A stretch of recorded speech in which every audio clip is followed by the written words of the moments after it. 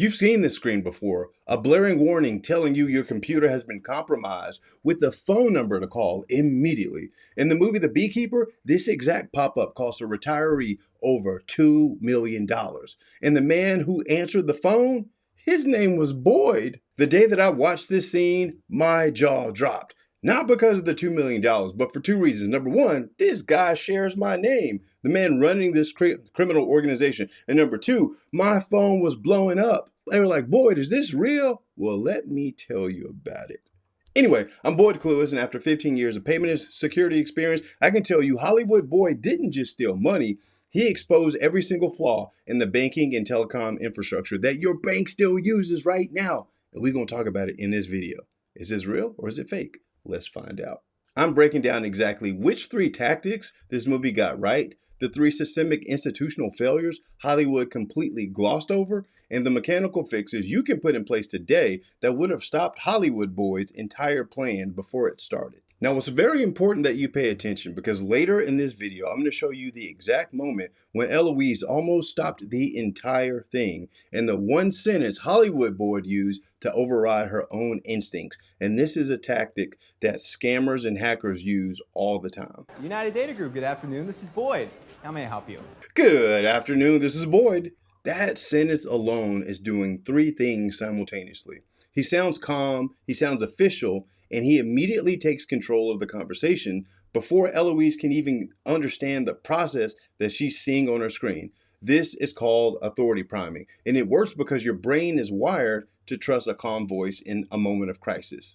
Now notice what comes next. He doesn't ask her what she sees on the screen. He already tells her what it means. I just got a message saying that there's a problem with my computer. Now, it's very important that you pay attention. The message you received is from our antivirus software. It's part of the software package that you pre-installed on your computer. United Data Group, antivirus software, your package installed on your computer. He is presenting himself as an expert, and this does three things. It signals legitimacy in her mind, and it's all delivered in a single sentence. He's not lying about this whole virus pop-up thing. He's hijacking the warning she's already received and claiming ownership of it, which paints him as the expert. And this is what these fraudsters do. This is the key distinction. That pop-up created the fear, and Hollywood Boyd walked through the door that was opened. So here's what you need to do to fix this so it doesn't happen to you. Any warning pop-up on your computer that appears with a phone number, it is a red flag. Regardless of how official it looks, do not call the number. Do this. Close your browser, restart your computer, and if the number comes back, the banner or whatever it is, comes back, look, take it to Geek Squad or something, but do not call that number. Do not. Like, seriously, you can do research on the number if you want to, but my recommendation is do not call. I would recommend you take your computer to an IT specialist. However, keep in mind that you will lose all your data since they'll have to replace the hard drive. You'll lose all your data. Hollywood Boyd just cut off every legitimate exit.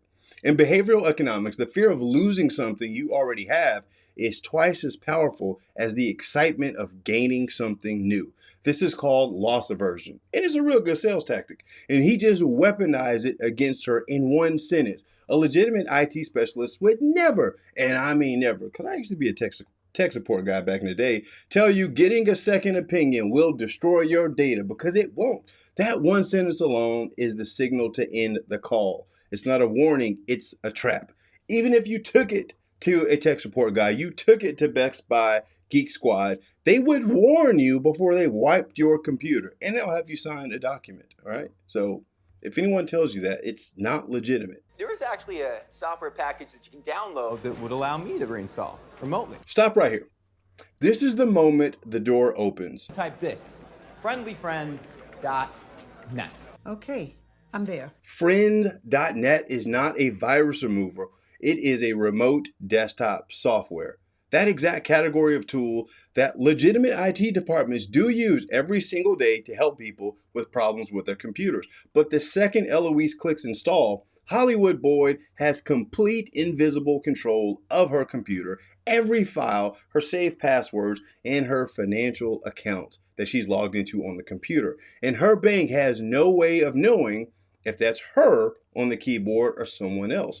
This is where the systemic banking failure begins. Major financial institutions still authenticate large wire transfers based on session activities, meaning you logged in from a known IP address. If the session looks like you, same IP address, same logged in browser, the transfer goes through. So now that they got you to share your screen, all that is a tee up for the next part of this fraud.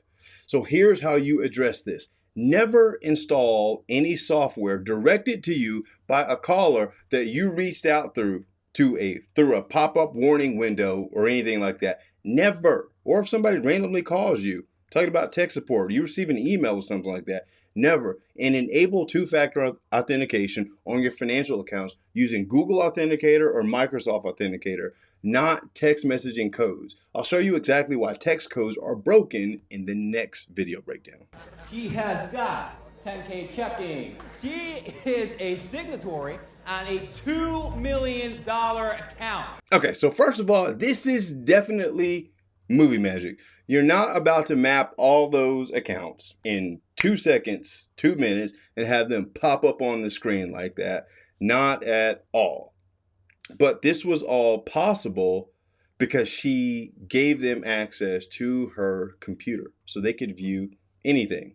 And he issued the warning about you're going to see screens and things flashing and all that stuff. It's misdirection while they were doing what they were doing to try to get access to her money. Ooh, my computer's going crazy. Totally normal. Just do not touch your keyboard. Totally normal. 2 words that just handled Hollywood boys' complete control. Eloise instincts just fired. Her computer is behaving in a way that she's never seen before, and her gut is telling her something is wrong. Hollywood boy just told her that her basic instincts are broken. And this is called gaslighting. And it's one of the most powerful tools in social engineering's arsenal because it doesn't require any technical skill. It only requires a calm voice you trust in authority.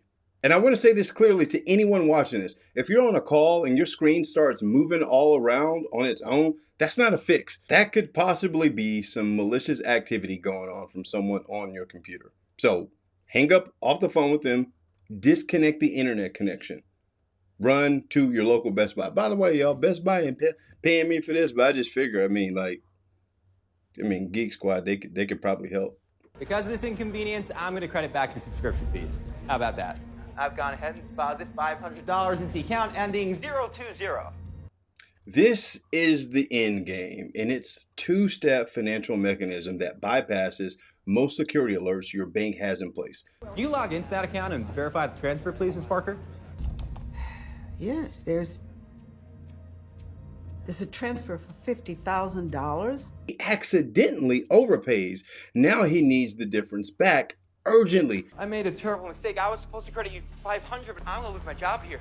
And he adds emotion, pressure, his job, his kids. This is the oldest refund scam architecture in payment fraud. Oh, I don't want you to get in trouble, but I could wire the amount back.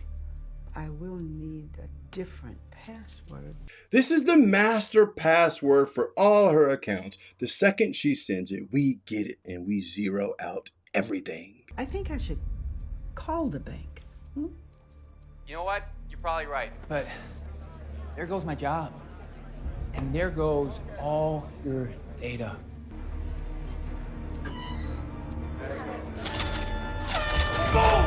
So the question is this type of fraud legitimate? And the answer is yes. It happens every single day. As a matter of fact, I have punished the same type of scammers and fraudsters on this very channel using this same thing. Pop-ups on my computer, pop-ups in my email telling me to call tech support so that they can walk me through what problems I'm having and tell me about these viruses that are about to drain my bank account. When reality is, it's these guys and they barely have any technical experience. Very basic. So if you want to understand what this looks like in real life instead of the Beekeeper movie, check these videos out right here. It's good for a laugh and you are going to learn a lot. I appreciate you for hanging out. I'm Boyd Cluis and I'll see you on the next video.